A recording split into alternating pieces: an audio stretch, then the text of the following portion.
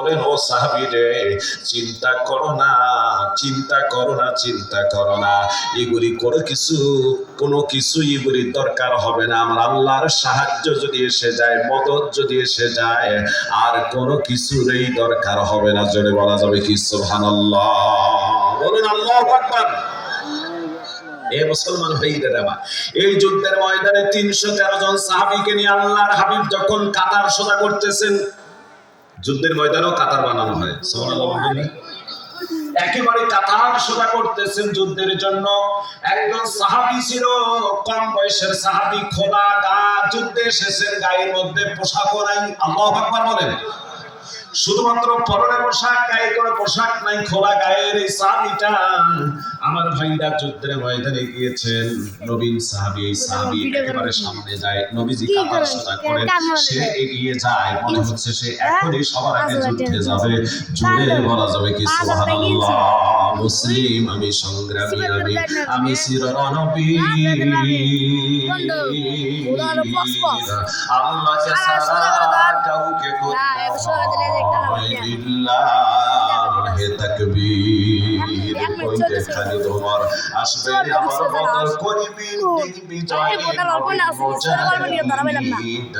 এখনো কি গাইতে হবে ঘুম ভাঙানো গীত, এখনো কি গাইতে হবে ঘুম ভাঙানো গীত। তোর হাতে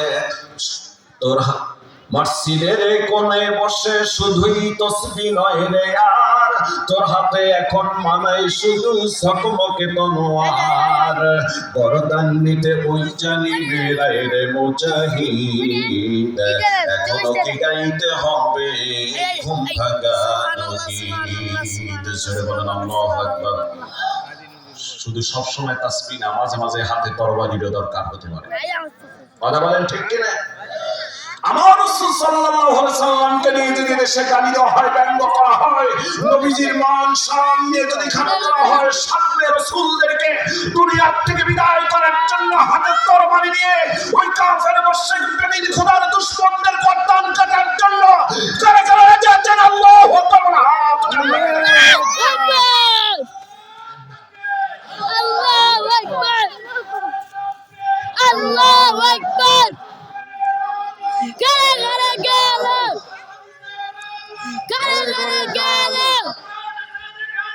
আমরা আছি সেখানে,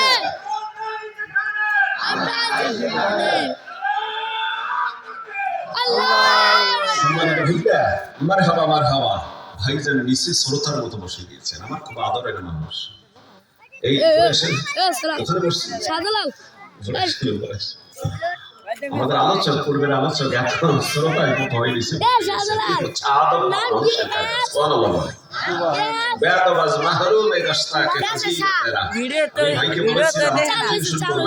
আল্লাহ তাআলা আপনাকে সামনে উঠিয়ে দিয়েছেন, বিশ্বাস অনেক দূরে কাছে।